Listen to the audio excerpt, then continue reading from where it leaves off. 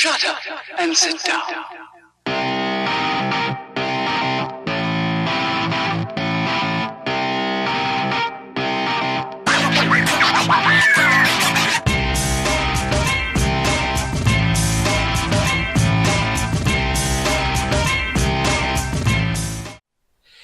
Hello, folks. Welcome back to the second episode of Off the Ropes.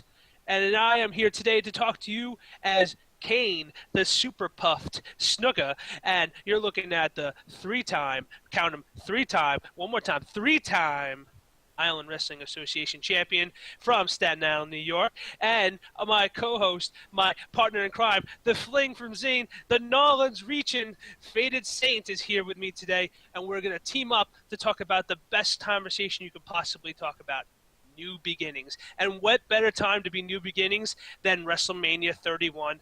What happened and what happens next? And that is going to be a beautiful discussion today because we have so much to talk about, so little topics, so many things, so much topics, so little dander. That is how we're going to do it today. And I can tell you this off. When we talk about WrestleMania 31, it ain't going to be just about what match happened where and what things happened this, or Skynet taking over, or the millions and millions of everyone's fans, not even except for John Cena. We are going to take on the best of the best, and we're going to bring it on of what's NXT next. I'm going to bring it up. We're going to hit it hard. And let's start off with my main man talking about what's happening in WrestleMania 31 with my partner in crime, Faded Saint. What's up, Kane? I just got back from Suplex City, and boy, is my neck tired. Ooh, how's the mayor there? Is he chilling? No, he's not a very happy camper, but we're gonna get to that soon enough. But as you said, it was WrestleMania weekend. It's pretty much the season finale of a year's worth of storytelling, and we're here to review it and to give our quick impressions of it. And why don't we just jump right in with the tag team match?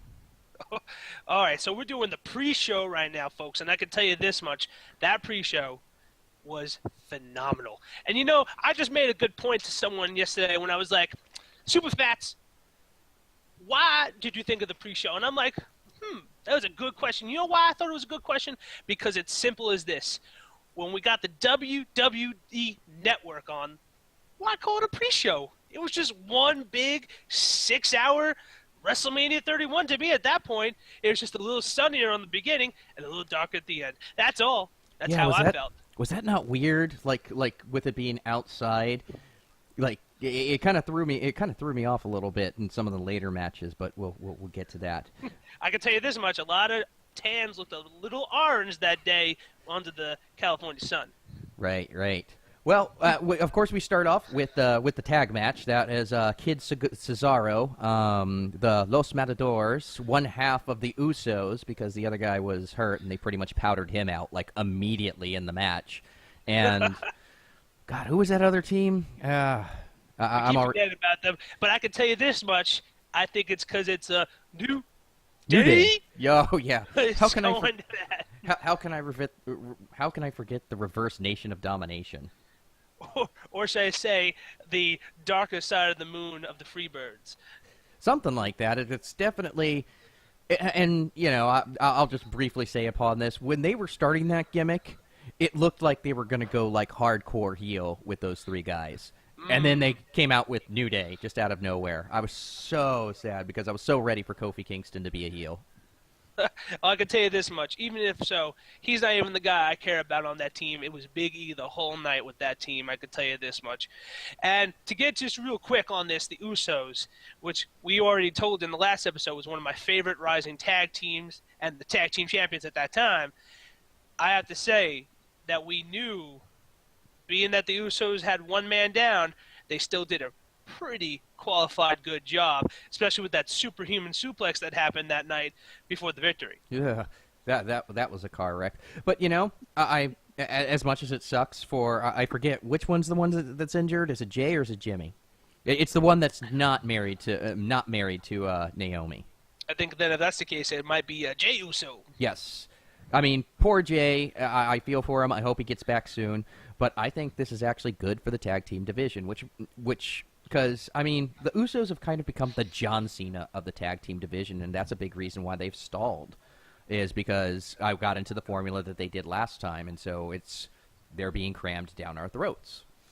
But, I mean, let's get to the match itself, and it was just like high spots after high spots after high spots. I was particularly impressed by Los Matadores, who I really wish they'd just let them take off their masks and let them be the Colognes again, because Primo and other guy, I don't even remember his name, but they're quality wrestlers, and they're Carlitos like brothers and cousins. So I just don't understand why they have to wrap them in a gimmick. They're perfectly fine as is. I guess you can't have Torito around without the mask gimmick, though. I guess so. You could probably say that. But, as a tag team champion, remember, it's a six-time. Remember, six-time. We can count them again. Six-time Island Wrestling Association champion. I can promise you that when it comes to what they were doing, mask or no mask, they did an excellent job.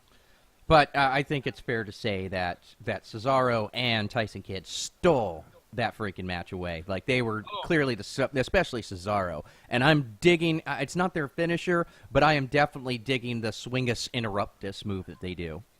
I have to say, though, every time I see Cesaro about to do his big swing, I don't think about Tyson Kidd doing his dropkick. I just think, oh, here comes the swing. There it goes. There it goes. There it goes. And all of a sudden, Tyson Kidd comes in, and I'm like, what? What just happened?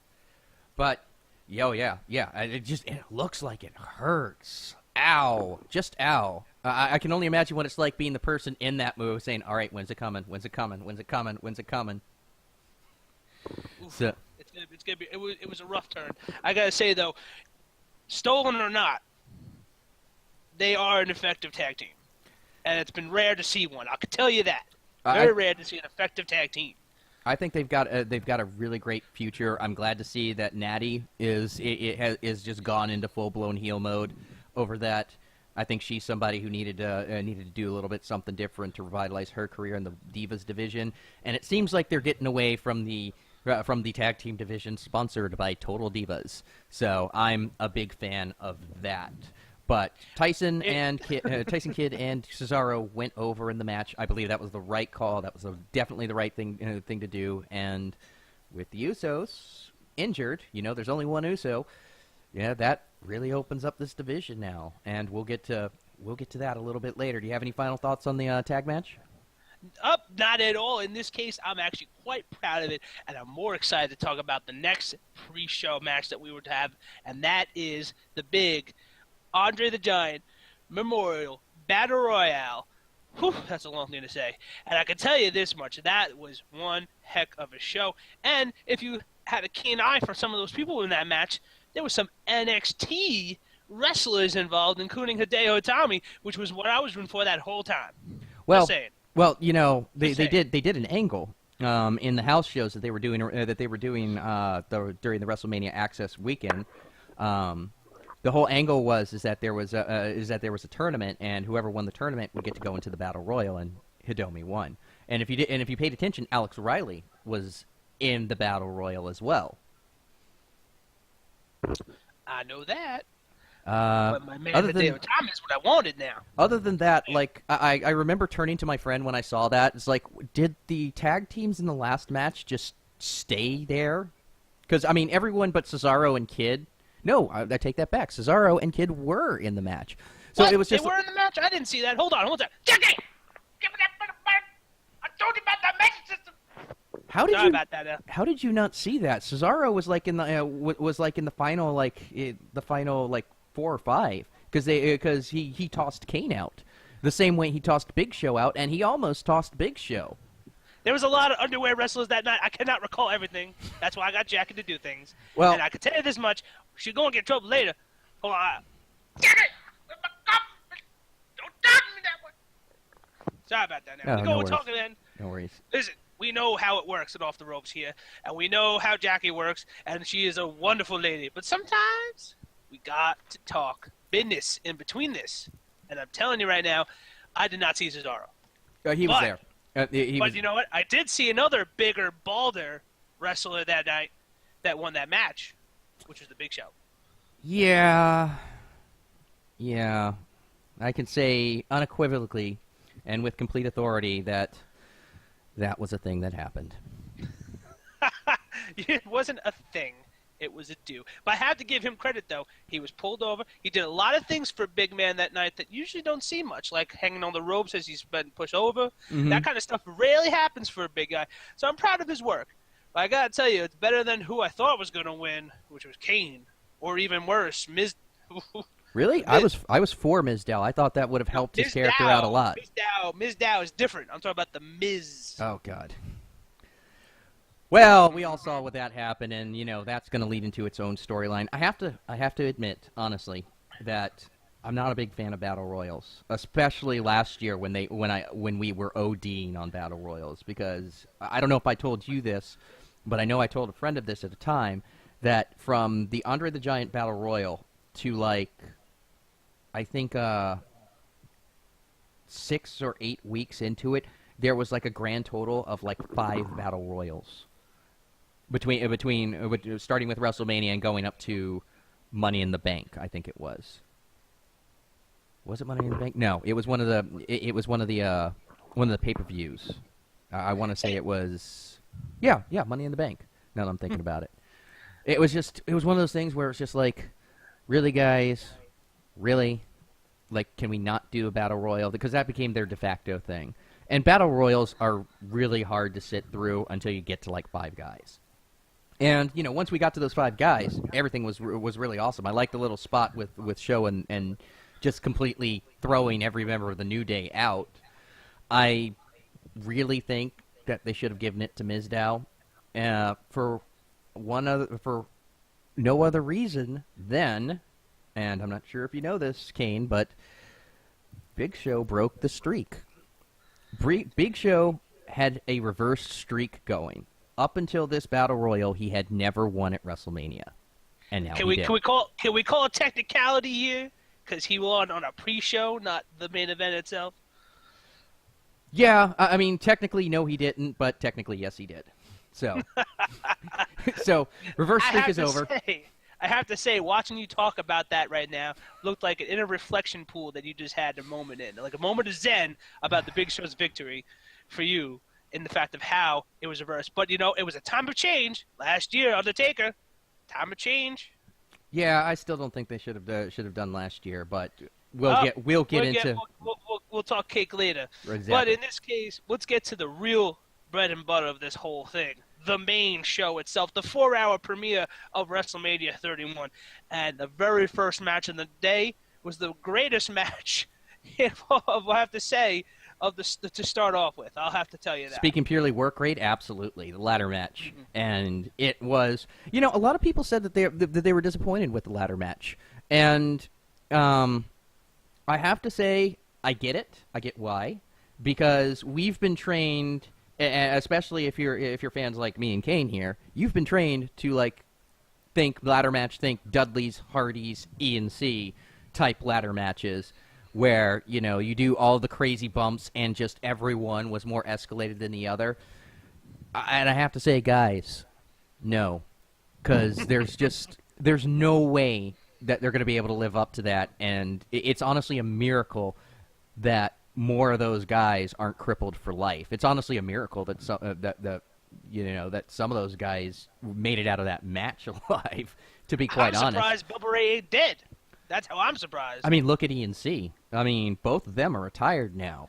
Edge's neck and Christian, from multiple concussions. They're not even active competitors anymore. I can tell you this much. It's the same deal with Jeff Hardy. I get a conversation with them once in a while, and I say, how does Jeff Hardy win all these matches? And they tell me, drugs. Lots of drugs. Yeah, well, that's going back to one of the worst world title matches I ever saw, Sting and Jeff Hardy.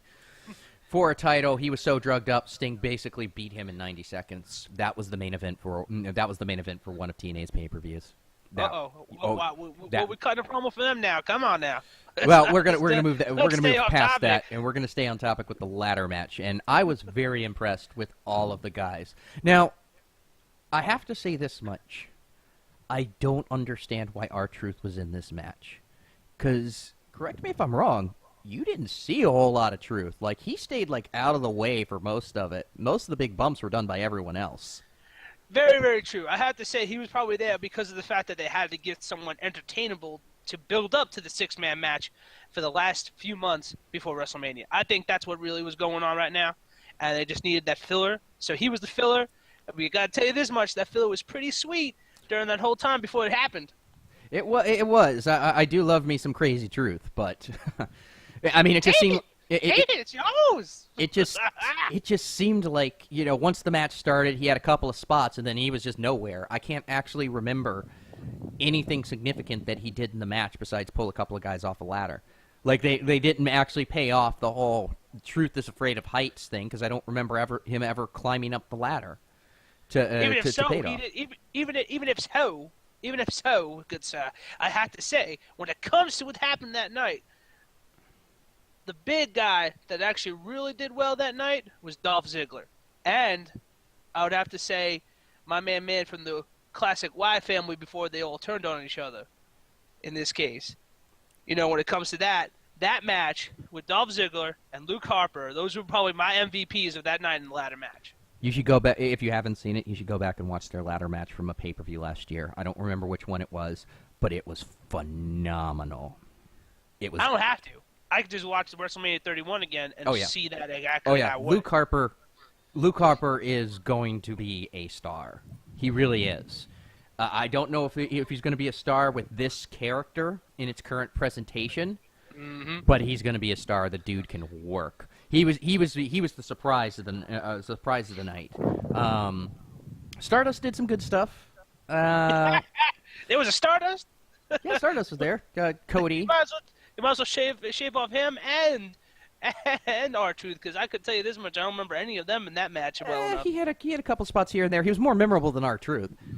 But of course, nothing memorable than the fatalic head-to-head butt between Dolph Ziggler. Ow! We'll get to that in just we'll get to that in just a second. But I know you've brought this up to me. I feel so bad for Wade Barrett. There was no way he was going to win this match, just the way they booked him. And this goes back to what we were talking about last week. I know you're not a Barrett fan. I am a Barrett fan, and I feel like he's gotten a real raw deal because he did.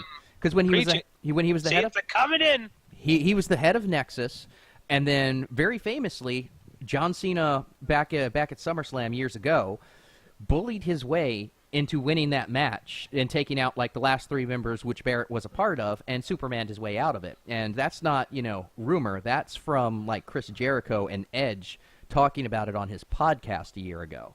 So that came from two participants of the match that were on Cena's team, talking about how he forced that in. And then he finally gets some momentum with the IC belt. He separates his shoulder. He's out. He gets it back, and then they book him to lose to 6 different opponents in a row. There's no way anyone wearing a belt, I don't care which belt it is, I don't care if it's the Divas belt, I don't care if it's the tag belt, I don't care if the Ghost of the Hurricane comes back with the Cruiserweight title. You don't book your champion to lose to 6 different people consecutively. There was just no way you could book him to win the match. There was none. He just looked weak. The problem with that now, with the Intercontinental belt going on, and I could see the future, which we'll talk a little bit later about it. The issue here is they just made this big chicken run story for that whole 2 months for WrestleMania 31, and I felt like he got cheated out of that whole entire story. He did. The story only got good towards as much as I hate him. I have to say this, Shane, as much as I don't like the wrestler because he's just not as fun for me as R-Truth would be or as my main Daniel Bryan, I have to say, as far as a person of interest, if I was in the backstage talking to Mr. McMahon about it, I'd be like, what the Jesus did you do to me for the last 3 months? I feel the same way. And it only got good because of Dolph Ziggler and because of Daniel Bryan. And I know we're skipping over... Are we skipping over anyone else who was in the match? No, we're not skipping over anyone. Nope, Dean Ambrose. Dean Ambrose. We are skipping over Dean Ambrose, who took the most wicked bump of the night. I was looking to get... Dang it! Come on, come in that down. Tell me later when I wanted Dean Ambrose out of the picture. Sorry about that. No worries. Now, as I was trying so hard for you to forget him, because I really, really, really didn't want to think about him anymore after Raw that night. Oh, God, that was so good. I'm going to talk about it later, but that is... Damn it, we got to talk about it now. Well, no, we're just gonna talk. I mean, Dean did his normal thing, and I love Dean Ambrose. He is my favorite wrestler on the card. He really is, and you can judge me for that. I love Dean Ambrose, but I can tell you this much: WrestleMania 30 Pone, he was just a coma patient to me after that jump that Luke Harper threw on him. God, did that not look brutal? I was trying not to talk about it. Dean Ambrose. Well, but that's really all we have to say about Ambrose. But this story all truly and honestly revolved around Dolph Ziggler and Daniel Bryan. And that's because the match came about because way back at the Royal Rumble, after the Rumble was over, kind of just as a joke on Twitter, Bryant and Ziggler were going back and forth, like, hey, since I'm not going to be in the world title match at WrestleMania, I think we could steal the show. And Dolph was like, yeah, we could steal the show. What do you think? Hallelujah. And then the fans were just like, oh, my God, please give me that. And then after, what are they calling that? Fastlane? Yeah, Fastlane. It was... That's a pay-per-view? Yeah, that's the pay-per-view before. No. But after Fastlane, it was like, okay, fans, you can have Daniel Bryan versus Dolph Ziggler, but you have to take all these other wrestlers too. And that was really the match everyone wanted to see. They were the guys leading up who made any effort to make a connection beyond, I want to steal the title. Because the other guys were stealing the title. Dolph Ziggler rightfully pointed out that he lost his title in a match, was never granted a rematch. Daniel Bryan pointed out, rightfully, that all of his heroes were Intercontinental Champions, and that was the one championship that he had never gotten. So, when it came down to the two of them, they delivered. And very much. And we're going to get a great IC program coming up out of it. And just those headbutts were brutal. It was the right way to start off the show. Everyone got their yes chants out of the way. Daniel Bryan with the IC title on top of the ladder, holding it high. That was pretty much the way you needed to start. You needed to start the show proper. It definitely was. And as far as champions goes, that has a great start. I feel like there's a theme almost to WrestleMania 31 that even if there was a championship match, championship potential is definitely happening, especially with that next match that came up right after that. Yep, that would be Seth Rollins and Randy Orton, and it was a good match. I expected more from them. You know what? If we're gonna talk about the future, since we should have said spoiler alerts if someone who never watched WrestleMania 31 before our podcast, but I can tell you this much. Well, we'll put it in the title. We're a perfect setup for the events later on to have such a mitigated match at the end. We weren't sure what Rollins is going to be like after that big, disgustingly beastly, lovely, juicy, saturated RKO that happened at the end of that match. That was pretty. That was pretty. I mean, that gave me sugar coma. I was sleeping for a good 10 minutes after that match. I couldn't even tell you what happened in the intro. I had to rewatch the Triple H Sting match. I couldn't tell you. It was so sweet. Well, one of the things is that we don't really have to say too much about this match. It was a good match. Just that alone. Exactly. I don't understand why. I watched that 25 times online. I watched every single YouTube video before the WWE took it down, because it was so good. I had it so bad, and I remember trying to show you like 5 different links, and every time I showed you, you kept on telling me they took it down. They took it down. Oh, it was so good. So good. So, at any rate, the only thing I'm going to say about this match is I don't really understand why it was a match, because, as rightfully pointed out by some other reviewers that I read online, Randy Orton got his revenge, and then asked for the match. So it was just kind of like, okay. I mean, because he beat the crap out of Rollins, and like beat him around the arena, and then RKO'd him on a table, and then it's just like, oh, by the way, I want a match. It's like, okay, Randy. I mean, what do you expect from a guy that's like, I'm a freaking snake? I like to hurt old people. Harry Potter.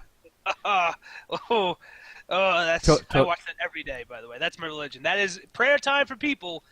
That video is my prayer time. I've watched it at least 30 times. But, I mean, yes, Orton wins with the sickest RKO you'll ever see. But for the viewers at home that didn't get that joke, we're going to go ahead and plug in a connection to that video of what we're talking about, and you'll just never, ever, never watch something ever again as funny as that. Okay. Well, let's move on to, the Battle of the Icons. Sting versus Trips. And, I mean, it wasn't a crazy work rate match. Sting looked phenomenal. Trips looked phenomenal. I did not like the entrance sponsored by Terminator Genesis. That kind of, I was like, really? That's where we're going with this now? That's where we're going? We already know WrestleMania 31 was sponsored by them, the whole thing. Well, I think it was just one big smooch fest between him and Arnold for the whole month. Because Triple H did win that Arnold Award. Mm-hmm. And he's in their Hall of Fame, so they brought him into their Hall of Fame. So they were stroking each other's Hall of Fames as they were getting Hall of Faming. And they'd be like, hey, since we're Hall of Faming each other, let's also intro each other. And we'll just go ahead and get this big thing. And yeah. I mean, but the match itself, it was pretty cool. Sting looked great for his age. I mean, the man's 56. And the match was great. Now, here's my problem, and I'm going to get a lot of guff for this, but I did not feel it was a franchise versus franchise match. Well, no, because WCW has been – that's what they were going for, and that's a lot of people's complaints, honestly. I don't think you're going to get any flack for that. It's like WCW has been gone for 15 years. There's not really much of a franchise, although you can't say that you did not mark out when DX showed up and then the NWO showed up. And it was funny because when I was watching WrestleMania with a bunch of my friends, one of whom is not a wrestling fan, he just comes to hang out. But he knows enough about wrestling. It's like, hey, wasn't Shawn Michaels in DX? Super kick. And I'm like, Oh, yeah, that was good. That was good. But I have to say, though, I loved seeing the nostalgia of all that going on there. But, I just, for the heritage of Sting, I felt like it was just because they have the rights to them. But I really would have liked to see some WCCW people coming out of nowhere for Sting if that was the real case. Yeah, I mean, that's a nitpicky fan thing. We're talking about an old dog like this. Remember now, as the 9-time, we can count him, 9-time. We can look it up on Wiki. 9-time Island Wrestling Association champion. I can promise you that when it comes to the timiness, WCCW and Sting go more hand to hand than he did in WCW NWO. Absolutely, but I mean. The match itself was the match itself. I mean, the cool stuff with the extras was cool. I hated the ending. Now, I understand jobbing out Sting to Trips if Sting's going to do more than just this match and more than just the rumored double retirement match next year with The Undertaker. I don't get the handshake at the end because it took a Shawn Michaels kick, it took a sledgehammer and a pedigree to get Sting. Sting should not have shaken Triple H's hands. He should have just beaten the crap out of him with a bat after the match was over. I can give you that, especially since the NWO never really touched Triple H. So I can probably say that. The NWO came out there just to take off the NDX. I'm surprised that Hall or Nash took a bump. Like that shocked the hell out of me. Because I thought the same thing with Scott Hall. I thought said, "Oh my God, Scott Hall died. He got a rollover." Oh my God. I thought Nash had pulled his hamstring because Nash injures himself stepping into the shower. So, but but that's cool. That made it a little bit more excellent. God, those guys looked ancient. If only we had gotten that like 10 years ago. When a lot of those guys could still work, that could have been something during the invasion angle. That would have been something magical. I guess so, but you know what? We can get what we can get. Right. I have to say one thing though. We definitely skipped one thing I want to know about. Okay. I need to know who Triple H's product placement guy is, because I need to find out what eBay or Amazon website did he find those Terminator claws that he put as toy pieces on his suit that day when he was going on. Oh, he's got a guy. He's got a prop guy. Because I can tell you this much: the mask was cool, but that shoulders into his arms, Looks straight out of, like, taking Toy Wiz's 2-claw Terminator arms. You know what I'm talking about, the ones you grab. Yep. Remember, those are like to me, when I was a kid, that was the crowning toy of my time. Well, you got 2 of those and put it on there. Well, and that way we'll segue into the women's match. Okay, it was a bathroom break. Now we'll segue into the U.S. title match. I'm not joking. I went to the bathroom and I missed the entire match. Well, I can promise you I watched it because my girls, AJ and Paige, were on that match. I went back and I watched it. It was a good match. It was 6 minutes long. It's about what I've come to expect from the way the WWE main roster handles the women's match, which is a shame. But it's very true because, you know, as I recalled from our last episode, when it comes to any match involving a women's fight, I would have preferred watching the NXT Women's Championship match over them. Well, it's not even like it was a match that was for anything. It wasn't for the women's title. It was a freaking tag match so that they could get their top 4 divas onto the card. They cut it down to 6 minutes. Like, you really couldn't have cut some of the Rock segment out of that. Like, you couldn't have given them 10 minutes out of that. Nope. But no. Yeah, they give AJ and Paige, who are 2 of the best women wrestlers on the main roster, and the bells aren't bad. The bells aren't bad. And they're not, you know, oh my God, work rate, but they're not bad. And they did a serviceable match for what they were given. But they should have been given more. And predictably, faces over heels. And, you know, hooray, I guess. But, you know, that's pretty much all you can say about the match. That's right, and we can go right in. We can go right into Rocky IV right now with that U.S. Championship match. Now, I know you have a little rant to go on right here, so I'm just gonna sit back and I'm gonna let you go because you've been talking about it, you know, all week. So go ahead, lay out your case, Mr. Snuka, for your problems with the beginning of this match. Okay, well, let's not talk about the beginning here. I'm just going to address the American people, and I want to apologize now for the ineffectiveness, I should say, of one John Cena. I almost felt like a Russian Federate that night. And the reason why is because this God-destructive man who I loved watch wrestling, loved watch him fight, put me over on him hand over fist because he had the best out of the entire night wrestling intro. It beat Terminator Genesis intro. It beat the Beijing Olympic Sting intro. It all pretty much beat every other intro you could possibly think of, including the long walk of shame of Roman Reigns, going from the top of the stadium all the way to the main entrance. It beat everything because he had tanks, he had Putin, he had Lana. Ooh, I'm going to stop right there for a second. Lana. They had Lana. And they had the march, and they made me think of the Hunt for the Red October when they were singing their Confederate song. They had every goddamn beautiful thing that you could possibly have in the goddamn world. And what did they give John Cena? John Cena. That's what we got. John Cena. Just John Cena. No. Going in, going out, John Cena. No, that's not true. He got a towel. He had a towel. Yes. He had always a towel, just a different towel. I know. Okay, new merch. God damn it. I said as soon as I saw Rusev come out, and as soon as I saw Rusev end, and we waited for John Cena, I said, John Cena had 2 ways of coming in after that point. Either he was being descended by 2 Black Hawk helicopters, or the giant eagles from Lord of the Rings. That's the only 2 options he gets. And I got none of them. I only got John Cena walking out like John damn Cena. Now let's get on with that match. It was a pretty nice towel, though. The match was the match, and well, this is my little rant about the match. This match was basically the continuation of the last match, which was Rusev went over after knocking John Cena out with a low blow and putting him in the Accolade. Now, my problems was well defined in the last podcast as to what problems I had with that build-up. Now, this build-up, they did make it about the title, and they did make it about America, but again, my one biggest sticking point is never once did John Cena say, this was the first title I had ever gotten.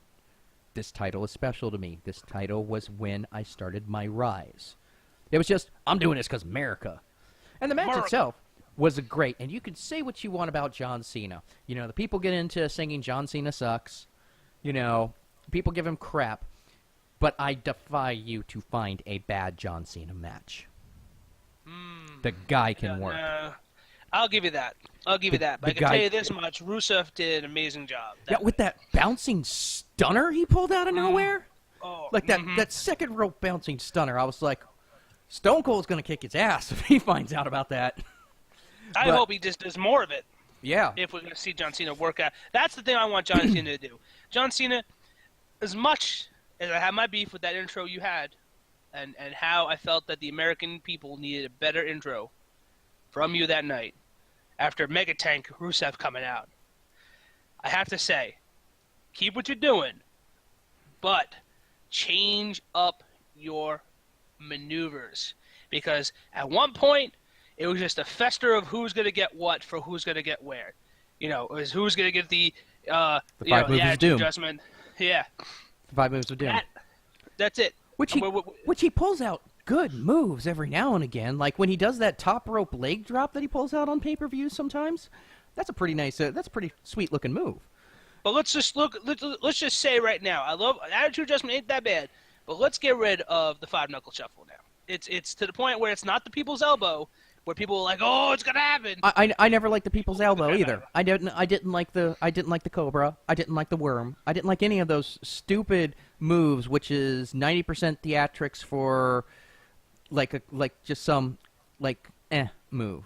Because like the Worm was like Scotty 2 Hotty did the Worm and did ever, and it's just a chop to the head of a downed opponent. The people's elbow is just an elbow. Theatrics is the main game here now, Saint. And as much as I love when you march in on me here, I gotta tell you, people's elbow and the Worm gotta be the more two electrifying postponed attacks you can do. Not that 5-knuckle shuffle stuff, I'll tell you that. That is just some weird, it's just a fist strike. It's just a fist drop. That's all it is. But Cena does go over. Cena does capture the U.S. title. Can't beat Superman. Yeah, can't beat Superman. What can you do? Can't.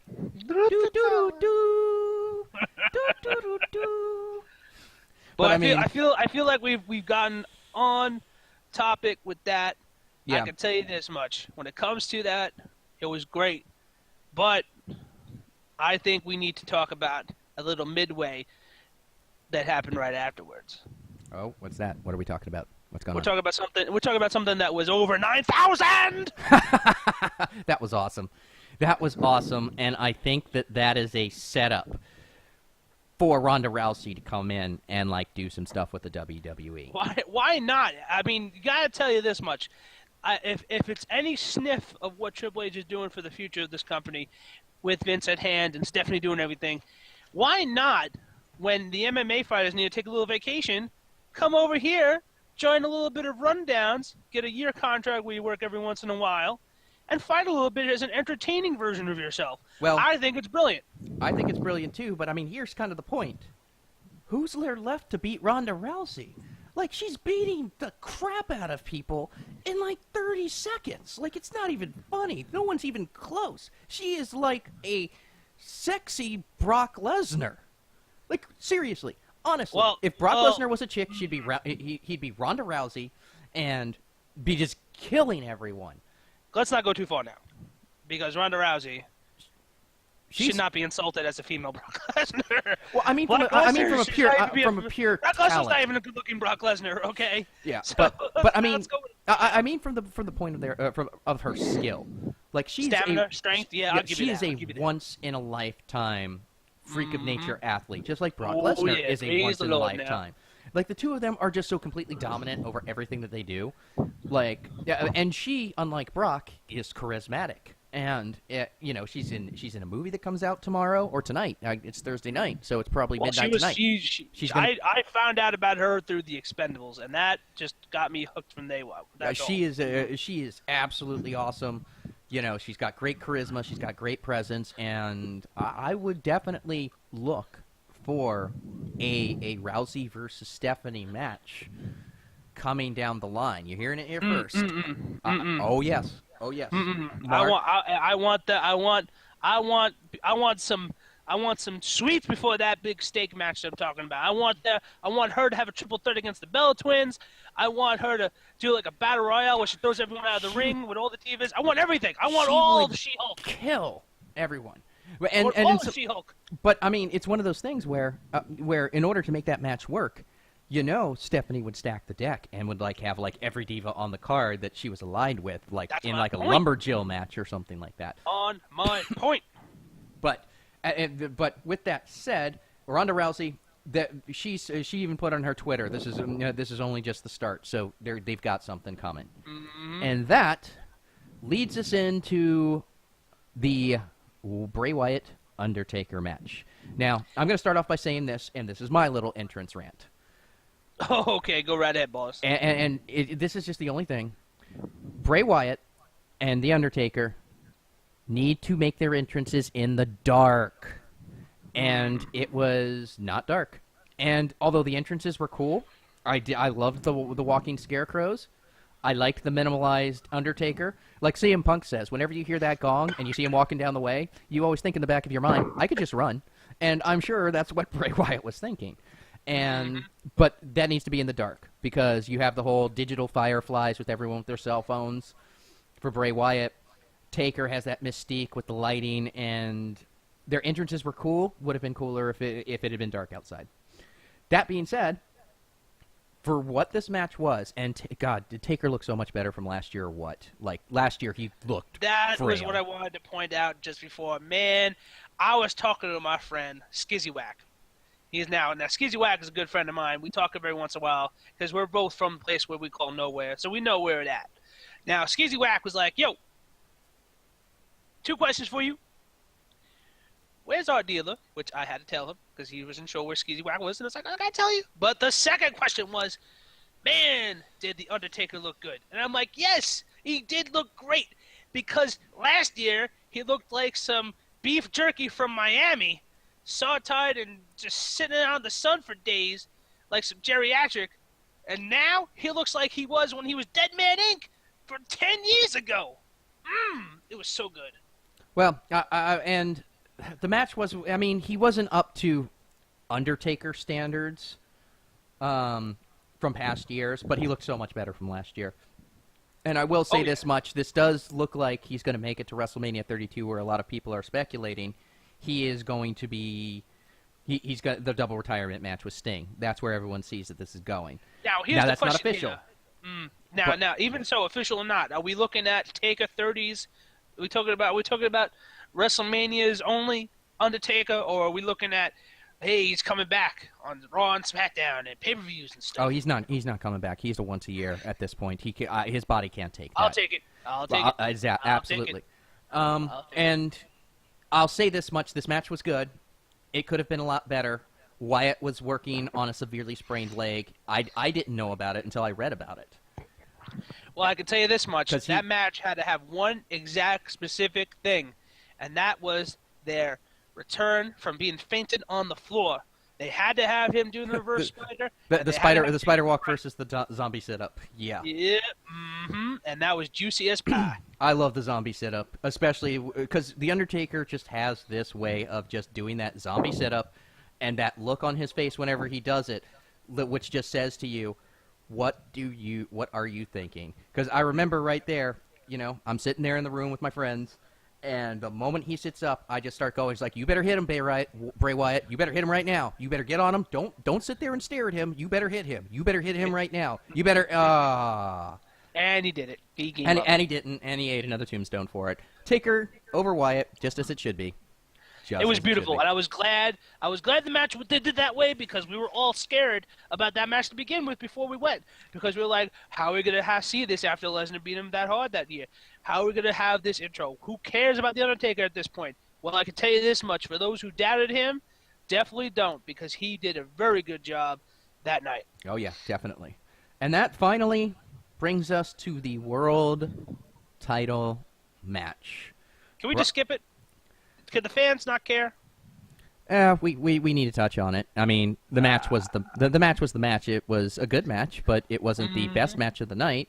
It was almost it was almost a repeat of SummerSlam. The only difference was Roman was laughing throughout it all. It was a little crazy, but I gotta say, the one big benefit though is we got a new city to visit when we want to. Oh yeah, Suplex City. That's City. right. And That's right. And then of course, as many people predicted, although it wasn't the way I thought it was going to go down, but as many people predicted, Seth Rollins cashed in and he took advantage and he won, and that was the best possible end for that match for 3 reasons really. 1, by not pinning Brock, you protect him. 2, by pinning Roman, you give the fans exactly what they want, which was Roman not being the champion. And 3, you get 3 viable contenders for your top guy: Randy Orton, Roman Reigns, and Brock Lesnar. That is probably the most you could say about WrestleMania 30. They've practically booked their entire year into next WrestleMania at this point, just for the rivalries against Rollins. I mean, it was great. I would say so.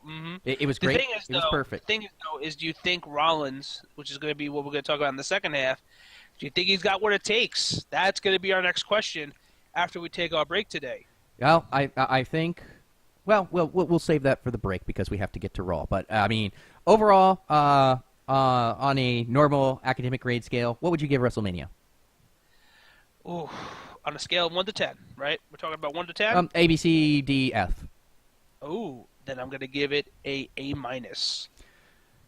I am as well, because as you know, I was not expecting a lot out of this WrestleMania. I thought this was one of the weakest WrestleMania cards going in, and they blew me away. They did. They really did. I have to say, the reason why I give it an A- is as far as being, in this case, the 12-time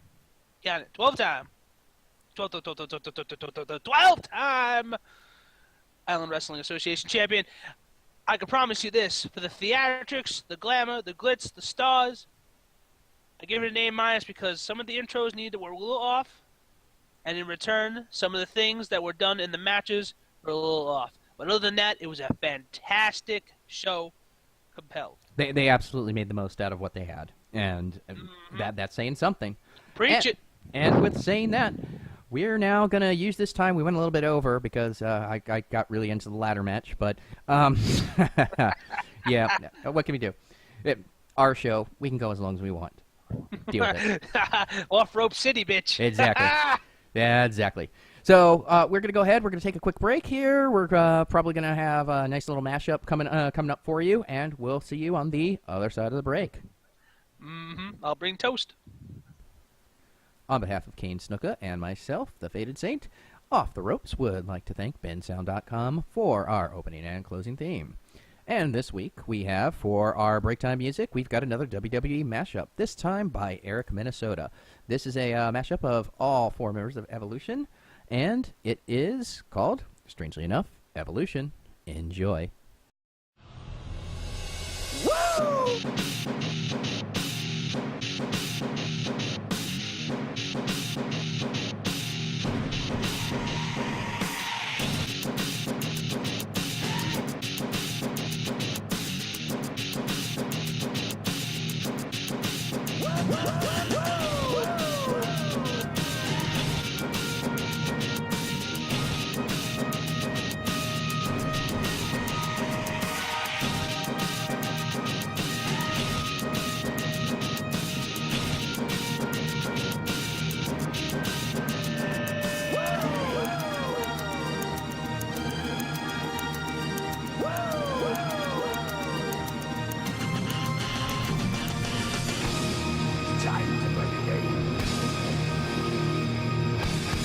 Time to play the game!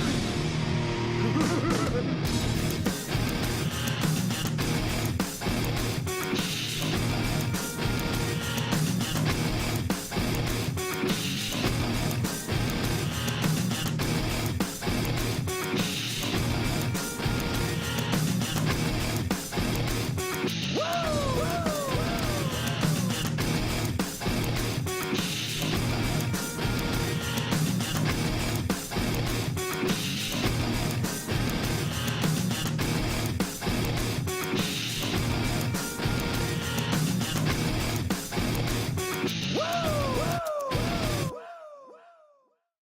And thanks for coming back. I'm the Faded Saint. That's Kane, the Super Puff Snuka.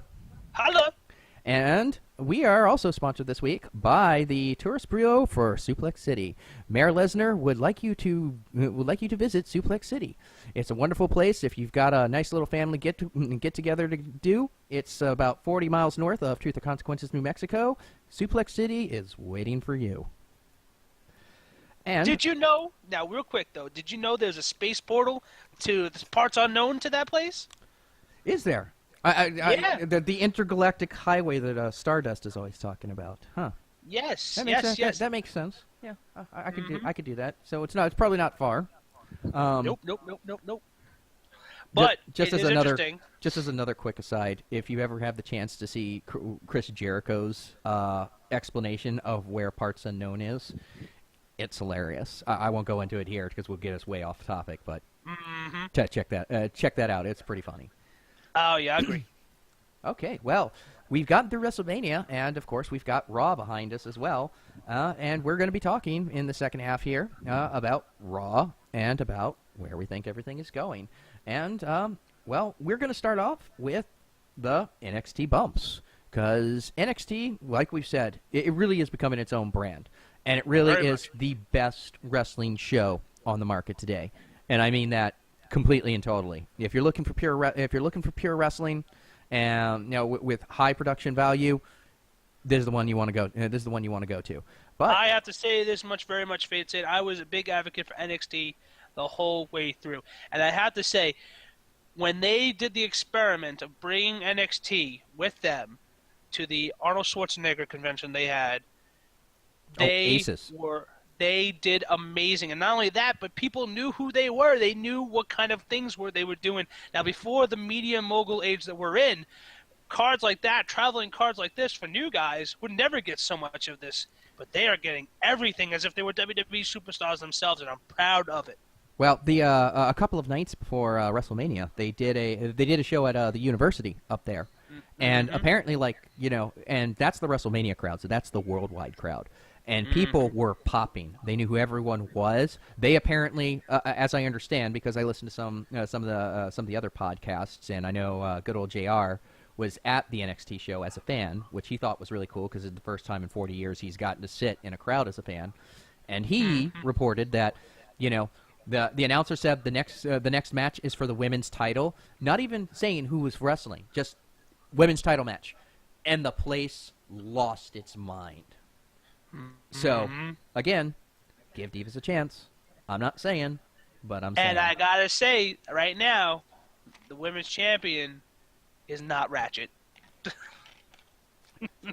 So I'm squashing that right now, Internet. She is not Ratchet. She's I like a Shotzi fabulous, Banks. beautiful girl. I She's like her so much. hot off the press. And you know what? As much as I love Charlotte, and as much as I love the Flair family, selling the women's championship, selling the women's characters, Sasha Banks does it.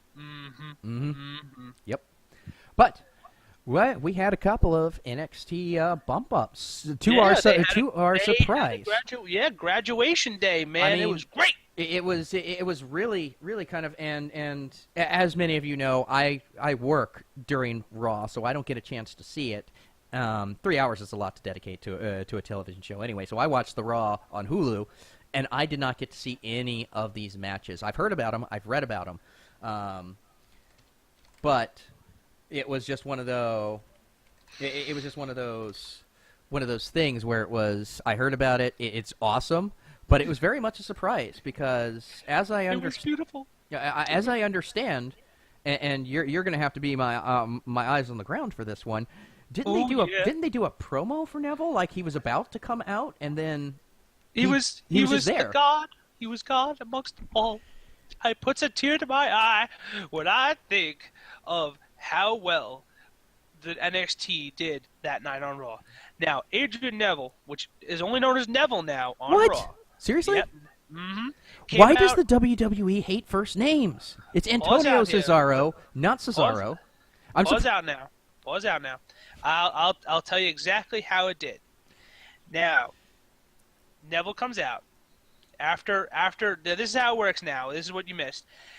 Axelmania comes out, gives a big bitch fit about how everyone had to pull him out of the ring from WrestleMania 31, which we never talked about, but that was hilarious. But he's still in the Royal Rumble. He is still in the Royal Rumble, you're right. And I'm waiting for that to be the streak loss when they pull him out of the Royal Rumble next year. However, he comes out, talks about that. All of a sudden, you hear Neville's music. So they kept the music, but they changed how Andrew Neville looks like. He's all purple now. He's got purple arms, purple feet, purple underwear. Is he Barney the right. dinosaur? Yes, he is. He is that, or he's the purple spandex orc of WrestleMania and WrestleThor. It's all going out now. Now, but I can tell you this much: he came out with this like weird-looking thing that he had for his outfit. And I'm hoping someone can. I heard it was a it. cloak. I heard he came out with a hooded cloak. It was his Lord of the Rings cloak, and it was purple. It had spike-looking things looked like around it too. So when he did his little thing where he comes out and does the out of the ring when he pushes outwards and shows the sky when he pulls the cloak off, it was phenomenal. But that wasn't what's great about it. What's great is that match he had. It was so much tension and insanity and intensity. You didn't even know how the match ended. I felt like I was playing a video game, watching him doing some quick move throws. He came out of nowhere, and the biggest thing that you would love about that match was when he threw Curtis Axel into the turnbuckle and shot back to the other turnbuckle by doing 4 super flips in a motion that looked like he wasn't even doing it. It was like someone was controlling him. He was going right after each other and then coming back right after him, slamming him on the ground to give him the red arrow. It was amazing. That whole match was beautifully orchestrated. And I can tell you this much: if you just caught that match, you were just no other match other than that night in Raw was worth it. And I'm really mad that they didn't put it on Hulu because it was well worth it. They had too many Just out of the major stars. I'm angry. I'm still looking for the match. I am going to find that match and I am going to watch it because I hear it was phenomenal. I hear they're also keeping the Man That Gravity Forgot gimmick with him. Yes, and no, it was great. Even when he did the red arrow, it was flawless. No stupid face paint. So good. Nope. Good, because that's the problem with the Ascension. But I hear they're not that Neville, not Adrian Neville, really WWE mononyms. But anyway, I hear they were not the only ones because the other match I didn't get was one of my favorite tag teams, the Lucha Dragons. They came up. And they not only that, but they also won in grace. Now that technically it was a whole big NXT tag team because it was NXT incoming and NXT priors that might. It was Ascension and it was Ascension and Cesaro versus the Lucha Dragons. And oh my God, I'm so good. I'm sneezing now. And I believe it was New Day. New Day. New Yeah, Day? it was. Internet's gonna correct me on this one. No. Jackie, give me some neck down. Who's first? No, you're right. It was New Day because I remember there were some tweets after because New Day got a hell of a lot of heat. People were apparently chanting New Day sucks. But this is good. This is good. I hear they did it. I hear the Lucha Dragons did a phenomenal job as well. Yes, it did. And Kalisto won the match from that. It was great. I hear it was like Kalisto Fest in there. Yes. Oh, you don't even want to know. Kalisto Fest, maybe 2015. Maybe you do want to know. I do want to know. That's another match I'm trying to find. But this is good. This is very good because with the Usos out, this opens up the tag team division. Now we've got Ascension, and they've kind of, they lost to the primetime players. They were in the Battle Royal. I didn't see them go out. No, I take that back. They did go out at the same time. I think Miz and Mizdow dumped them, but I don't know. They're really not. They're not doing anything for me, which is a shame because they were great. They were great in NXT.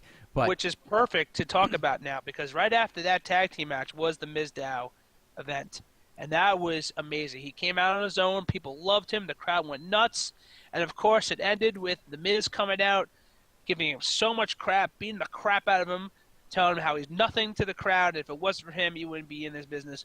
And I'm telling you, that's going to look like a sweet heat for the future. I also didn't get on Hulu Plus. Oh, Like 90 minutes special. the three best segments of the night, and if we have enough time at the end of the show, I'm gonna rant about this. But the three best segments in the show, I did not get on the 90-minute recap. But that's another thing. But going back to the tag titles for just a second, so we've got New Day. They really need to turn those guys heel. Ascension. You've got Cesaro and Kid, who are heading up the division. The Usos are out until Jey Uso gets better, so they're not a part of it. Lucha Dragons have just come out with Kalisto and Sin Cara II, because it's a different guy than the first Sin Cara that started way back when.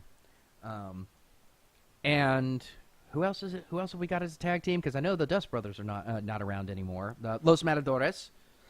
With that said, let's segue over to the IC title, because that we've got a lot to say about the IC title. Are we totally missing the biggest, most precedented part of the matches before that happened, and that is Mr. Suplex City Mary himself? Oh, I think we're gonna get to. I think we're gonna get to that when we talk about the title picture. That'll be the precursor to the title picture, I think. I feel like we gotta let the fans know what happened before that. Okay, well let's do it. Just a little recap, so we can talk about the future afterwards. Mr. Seth Rollins was owed Mr. Brock Lesnar a rematch. Paul Heyman wanted it. Paul Heyman was going to litigate for it. But we all know how Brock Lesnar lawyers. As a matter of fact, that was his big campaign for Suplex City. Hate the lawyers, and he won. So, as far as an elected mayor of Suplex City, he was going to get his match. And of course, Rollins, as usual, as his beautiful, beautiful himself is, snaked out of that one by saying how his foot hurt, his back hurt, his neck hurt. Oh, my neck hurt, my back hurt. Yeah. And in this case, because of his jet lag, not only did Brock Lesnar not tolerate that response, but he expressed himself in a deep vengeance in the whole entire WWE Universe, saw how relentless Brock Lesnar can be when he gets denied his Baba belt. Dude, they jobbed ringside to him.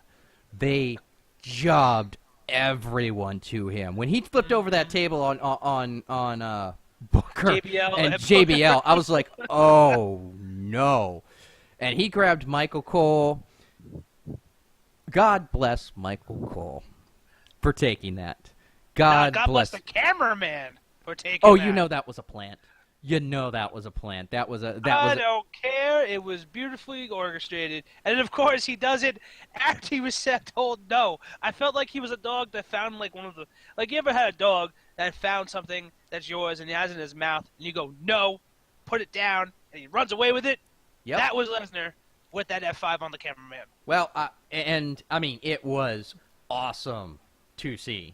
It was a spectacle to behold, and it was the last piece we needed for Brock Lesnar, Mayor of Suplex City, babyface. Mm-hmm. And, you know, it got him out. It got him out of the race for a little while.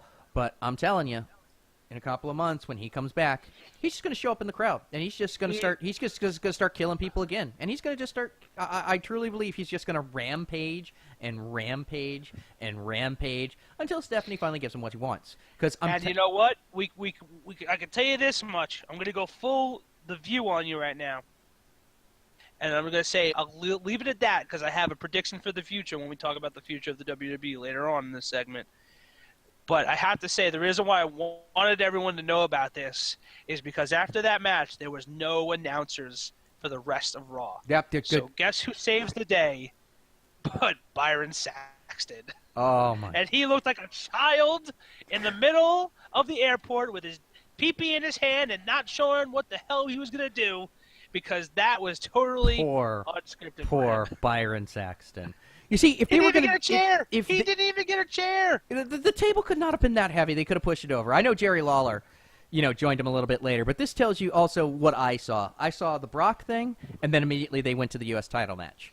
But we'll get to that, and Jerry Lawler did come out. But I personally feel that since they knew they were going to do that, they needed to get somebody out there who could have called the match by himself. They needed to pull Joey Styles from WWE.com and have him come make a one-time appearance to call the rest of Raw, and then that would have been done. You wouldn't need to pull Jerry out there. Done deal.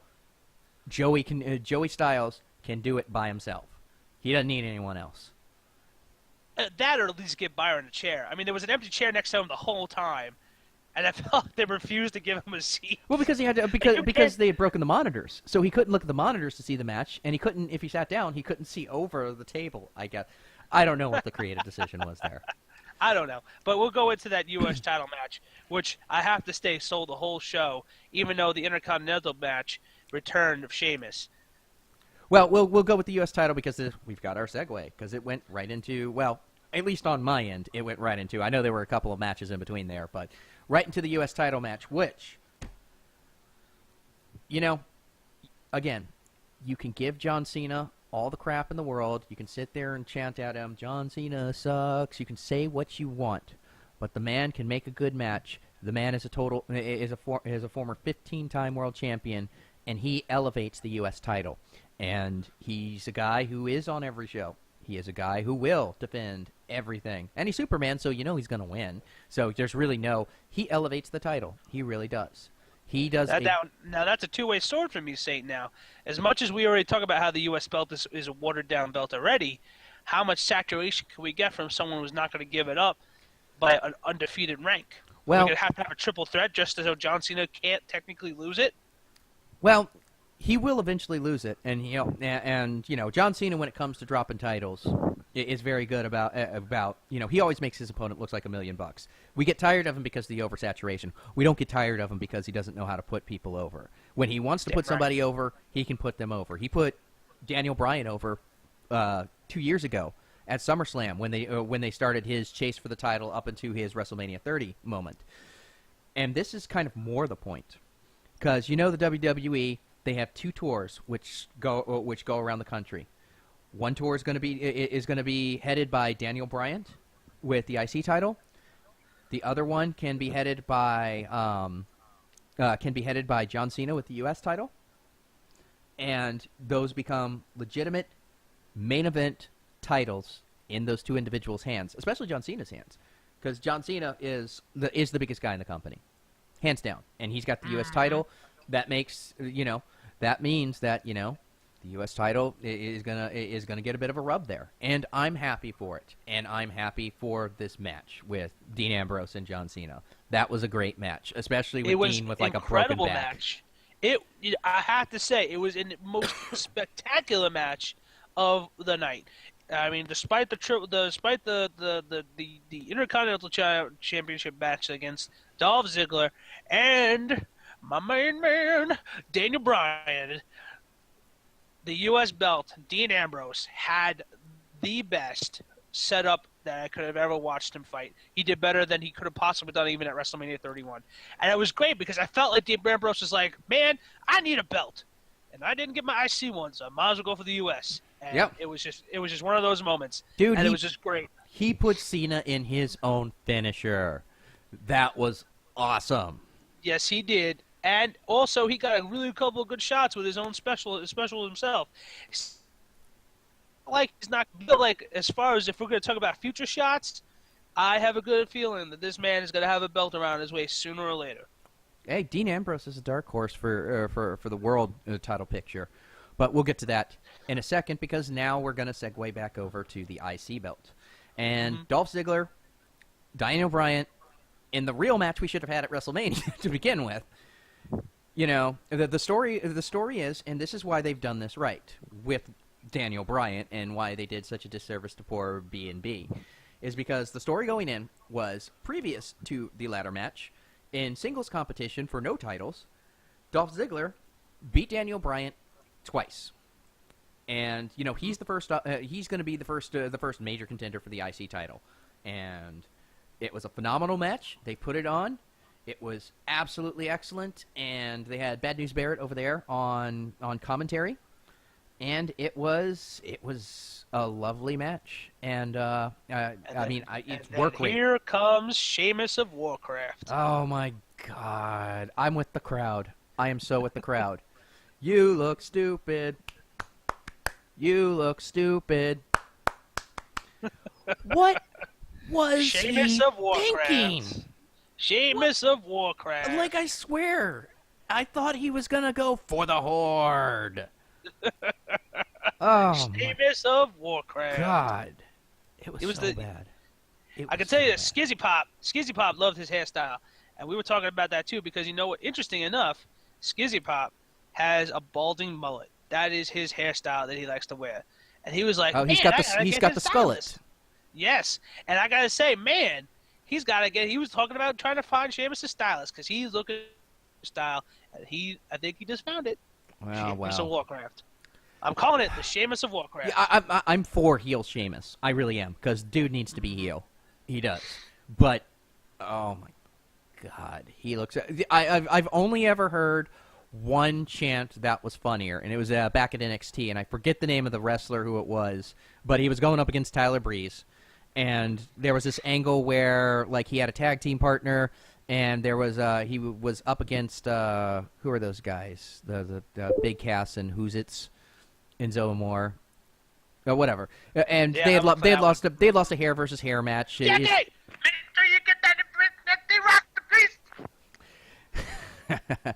But they had lost a hair versus hair match. His partner left him high and dry. He ended up eating a bucket of Nair on his head, and just was wearing like a mask. And Tyler Breeze, because he's the Prince of Pretty, just like laid into him and like took his mask off, and he's just sitting there, no eyebrows, no hair, just like doing nothing, just kind of writhing and shrinking away, and like the crowd's just sitting there. This is awkward, because it was. That was, other than that, this is stupid. But I'll give it to Sheamus. He took it like a champ. He egged them on with the "you look stupid." He really did. Just like John Cena said that they were beautiful musicians out there when he comes out. Oh yeah, totally. But the IC belt is looking like it's in great shape. You've got Bad News Barrett on the hunt for his rematch. You've got Sheamus re-debuting and like killing everyone. And you know the dude is stiff as hell. Who's had great matches with Daniel Bryan. I gotta say, it was great, and I gotta say, I have to say this right now. I'm gonna say it. I'm gonna say it all the way. I think someone from the WWE is listening to this show because a lot of our discussions and our predictions have been playing out. That's good. That's what has needed to happen. That's what needed to happen. And Dolph is money. How this guy isn't in the world title picture, I will never know. But I'll take the IC belt, especially since they've got it on Daniel Bryan, who once again is one of those workhorse guys. He's one of those guys that's going to go out there and he will work every show, and he will give you the best match on the card, bar none. Bar none. And so we're gonna hit the rewind button here for a second. We're gonna go back to the U.S. title. So John Cena, fighting champion, but we've got Rusev kind of in the background, but. You know, and Lana's off making a movie. That's why they did the whole angle where she's not around. I hope Lana and Rusev aren't done, but I'm thinking the way they look like they're going, Rusev is going to end up with either no manager or another manager, and Lana's going to end up being a face for a tag team or somebody who needs a mouthpiece. So that's where I think they're going to go with that. But do you see anyone else? I mean, do you think that, that match with Dean Ambrose, is Dean Ambrose officially entering the U.S. title hunt again? Because Dean Ambrose is one of those guys who I mentioned in the last one who kind of didn't do the U.S. title any favors because he, had the title and he defended it 12 times in, 256 days.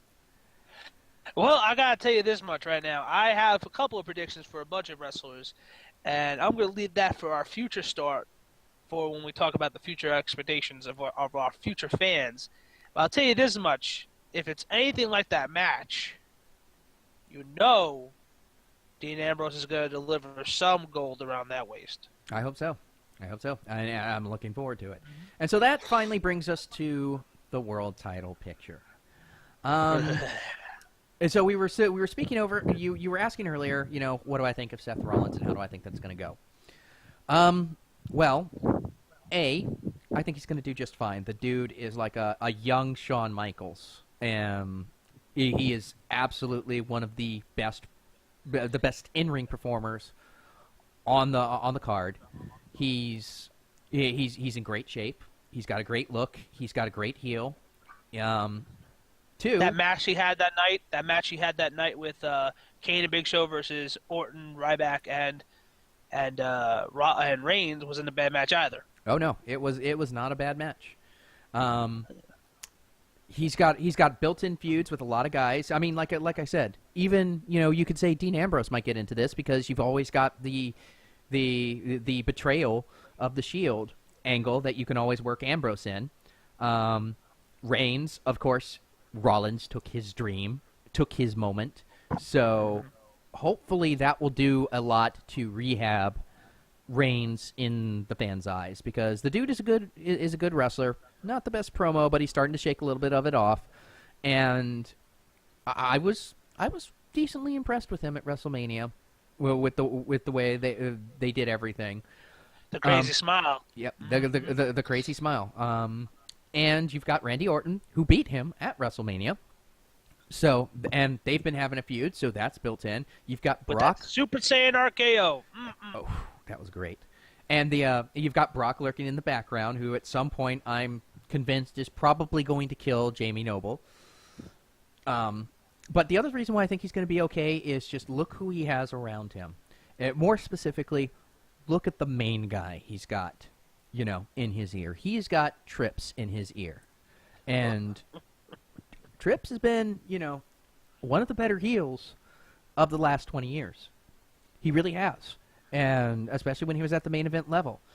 Dude knows how to draw heat. And, just like Trips helped Big Dave and Randy, and they were his proteges, I think Rollins can do nothing but great things with, Trips, guiding him along. And, he's got the perfect chicken heel faction to work off of because he can hide behind he can hide behind management. Yeah. He can hide behind the two big monsters, Big Show and Kane, and he's got J&J Security as cannon fodder. He's got the perfect setup, and he's got the pieces around him. And don't get me wrong, this title run is not going to be Seth Rollins, world champion, he's the man. This is going to be an ensemble cast that's supporting him being up there at the top. Well, I can tell you this much. When he's got Triple H, who's at the best at wrestling, on his side, he's going to show some difference. But I got to tell you this much. That's why I kind of disagree with how I think he's the Shawn Michaels of this situation here. I think he is the Triple H of this situation. If you go for the track record of how Triple H's history was, you can see here that when it comes to him, he found authority, he found an army of people to work with, and he's got the world belt. This is Triple H 101. So I think that we actually have the future in our hands with Triple H here. And they tried very hard doing that with Orton and Evolution, and that failed horribly. But I think they got a good chemistry with Rollins. Well, because Orton... Just saying! Orton is a psycho. Orton is a psychopath. That's really... It's a fucking snake! I know, right? But, I mean, yes, his methodology is Triple H. What I was saying is, like, work rate. He is more like Shawn Michaels. He's more athletic. Because Triple H was never like super kick, jump off the top rope kind of guy. Shawn Michaels was, I'll jump off the ladder. Where's the ladder? I want a ladder. I want a ladder to jump off of. Somebody get me a ladder. Where's my Razor Ramon? That's Exactly. that's Roman Reigns right there. I can tell you this much. But we're going to talk about futures now. Yep. And I'll tell you this much. The future is looking pretty interesting for WrestleMania 32. Now here, I want to talk about my friend, the mayor of Suplex City, Mr. Brock Lesnar. As far as it goes, here is what I've been trying to tell you now. Now, Saint, when it comes to Brock Lesnar, they did a perfect story arc to give him his time off. They suspended him. Now, that babyface you're talking about, I don't think so. He may be the face, but he's the face that people are going to love to hate. He's going to be the anti-hero. He's going to be the Stone Cold against the corporate ministry, but for today's expectations. He's going to come and ruin stuff like nobody's business, like Stone Cold did to Vince McMahon with the corporation. But this time, it's going to be the direction of the authority, and it's going to be a non-stop, beastly, destructive guy coming at them. And it's going to look so sweet when they see that this beast is going to come right at them, destroying everything in its path. They'll have no idea how to beat him. So they're going to do what any corporate ministry did back in the day with Stone Cold, and that is cheap him out. Well, absolutely. But, I mean, They have to be creative because they've only got Brock for so many appearances. You know, which is the truth. Brock is not the everyday guy. He is a prize fighter. He shows up like 3 or 4 times a year, and they have to book it smart. Now they've booked it great for him to go away, but when he resigned, as I understand it, and I just read what I read off of the internet dirt sheets. It's not like I've got a source or anything, but as I understand it, he didn't sign for more dates. He signed pretty much. We're going to see him about as often as we have been seeing him. So, although I think that's great, I think if they give him another run with the title, if they book him a little bit better this time around, it will be more effective. But I think they had to take the title off of him at WrestleMania because the storytelling was so poor around him. It did damage to the world title belt. Not he did damage. He did just fine. But they just did some crazy, batshit, insane stuff over the course of everything. And when it came time for wrestling, there's no better than Brock Lesnar. And they've got the perfect guy with Paul Heyman to maintain his presence when he's not there. But I see him being the babyface, the guy chasing the title, the guy who was wronged. I think it's because the fans have dictated so, because all the way back to SummerSlam, people were cheering when he was beating the crap out of John Cena. People were cheering when he came out of nowhere and he won the match at the Royal Rumble. People were cheering at WrestleMania when he was beating the crap out of Roman Reigns. The fans want Brock Lesnar. Plain and simple. They're behind him, just like Daniel Bryan. Oh, yeah. Well, when you got the mayor of Suplex City with you, who can't you wait, you know? Beautiful. By the seaside, Suplex City. Mm-hmm. Which I don't know. Hills and everything. Which I don't know how that works, because if it's 40 miles north of Truth or Consequences, New Mexico, which is in New Mexico, by the way, so landlocked, I don't see where the sea comes from. But Brock assures me, the mayor assures me that it is a seaside city, so I'm not going to argue with them. Rumor has it. Allegedly, there is a sea. Rumor has it that he just dug the earth around him and just made some water there. That's just saying. No, you know what it was? I'll bet you it was he just cratered like a portion of it when he F5'd that shark like he did for that SummerSlam promo like 10 years ago. Oh yeah. So I mean, that's the future of Brock. Where do you see Roman going? Because he's the other guy. He's only got one way, and that is to lose to Rollins. So you don't think they're going to make him the guy? I think they tested the water with him. They tried very hard to get him to people like him, and you know what? Give him enough time in the mid-card matches, a little bit more, and cook him back up. I think they'll do it, because I don't know how they're going to forget Daniel Bryan. Because Daniel Bryan, to me, the IC belt, sure, that's cool, but everyone wants him to be the world champion. They don't want him in this Intercontinental line all the time. They want him as the world champion. So where are they going to listen to the people? I don't know. Well, they listen to the people in some things. I get that. Yeah, there's that. And, okay, so this is kind of like an outside thing. I think they turn him heel. Because the fans turned on him. So he turns his back on the fans, and you want a reason to boo? I'll give you a reason to boo. So, I like that. Exactly. I think that's the only way you can go. Maybe joins up with the Authority. And maybe the butthurt does not allow it. He hates Rollins that much. I don't think so. But I can see him and Orton getting pissed at each other for a bit. They already did that last year, though. They already did that. I don't want to see Orton Reigns again. Might happen. I know. Might happen. That makes just me, saying. That makes me just sad. saying, Saint. Just saying. Last one, and then we'll get to just some quick fantasy booking. By his absence, and it was because he had a severely sprained leg, which he worked on at WrestleMania, where do they go with Bray Wyatt? I think that's the whole point. I think him fighting The Undertaker is cementing his opportunity on coming back as the face of fear. I think that's why they did it. So I think that going forward, even if we see Bray Wyatt not for another month or two, he's coming back with full vengeance to scare the crap out of whoever he wants to go after.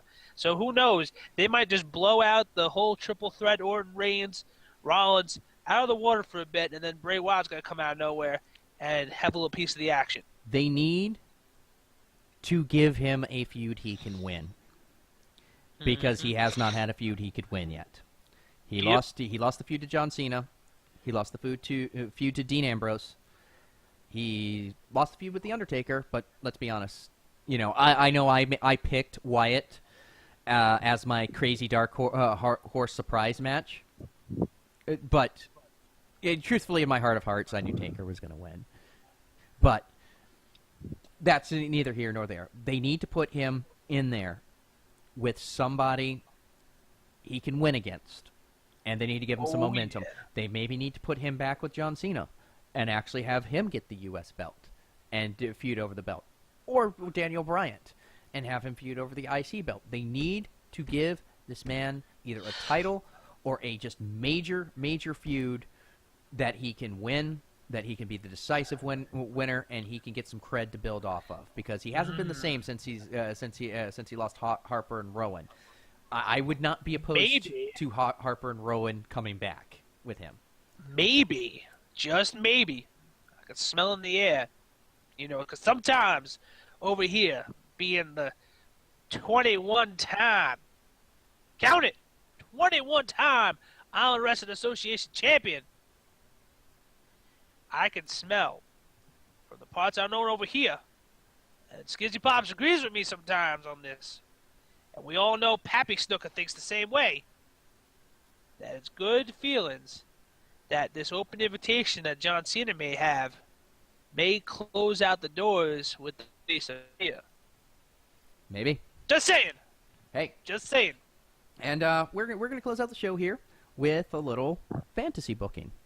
So I'm already salivating. So everyone on the roster, everyone coming forth, what match coming out of WrestleMania? And it doesn't even have to be something that was teased at. It can be, what match would you like to see coming up in the next month? Let's see here. Lana, Stephanie McMahon, Ronda, Braun Pants match. Let's do this. That definitely would be a crowd pleaser, because Lana is Atomic Hot, and is dating Rusev behind the scenes, by the way. So, yeah. Even better, Rusev crush. Rusev crush. Yeah, there's some Archer / Rusev humor out there, because you know Lana. But anyway, honestly, if I'm doing fantasy booking for the sake of fantasy booking,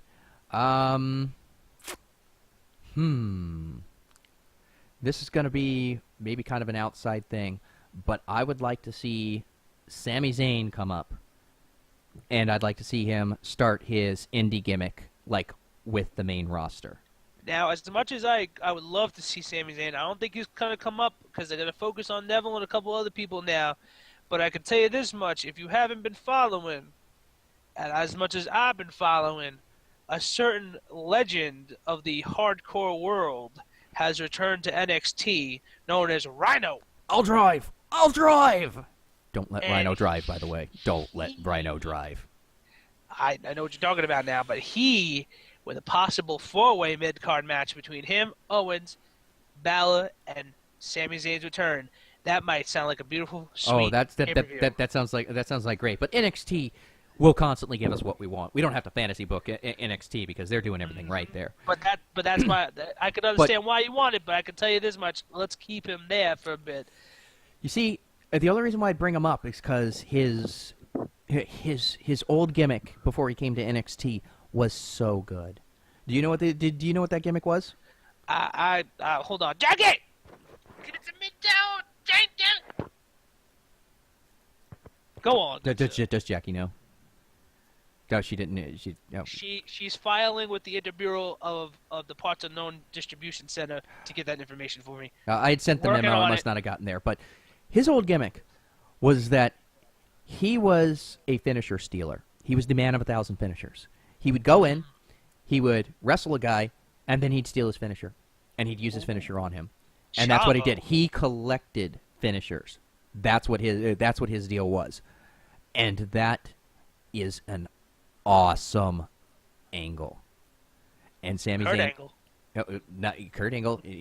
Kurt Angle is an awesome angle too, but unfortunately he's over on TNA, and that's where he's going to finish up his career, which is unfortunate. It's unfortunate. So it's going to be some years before we can get a Kurt Angle box set. It will happen. He will make up with Vince because all of his greatest accolades are over in the WWE. So he'll make up with Vince eventually. But and then we're going to see Sting and Vince and Kurt Angle at WrestleMania 72. I think we're going to get some more mileage out of Sting.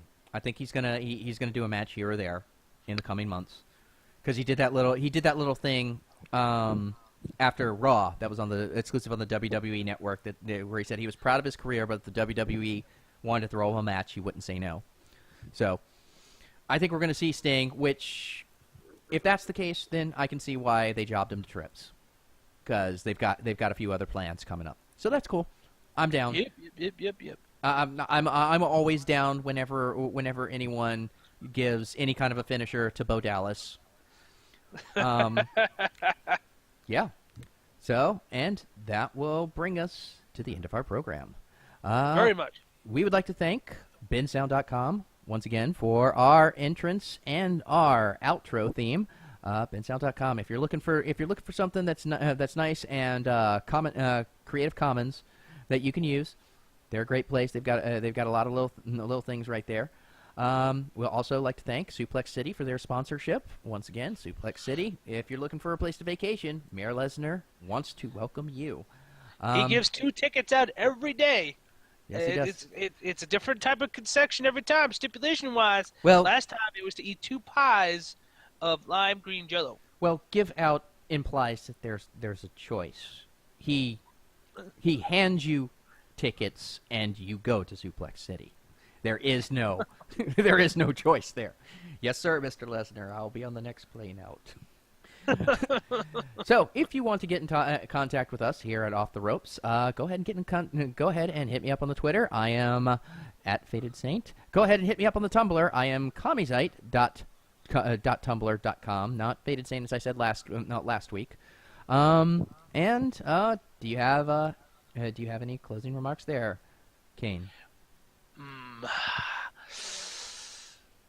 I wish I did, but I gotta tell you this much: the parts unknown is where I like to stay, and that's where I like to be. Me and Skizzy Pops and Pappy Snooker are gonna be happy knowing that everybody who listens gets to hear our voice today. Yeah, and with that said, I'm your boy, Kami the Faded Saint. And I'm Kane, the super puffed Snooker, the 27-time, count it, 27-time, I don't have many fingers to do it, 27-time Island Wrestling Association champion. And we'll see you on the next podcast. Blue Pants for President 2016.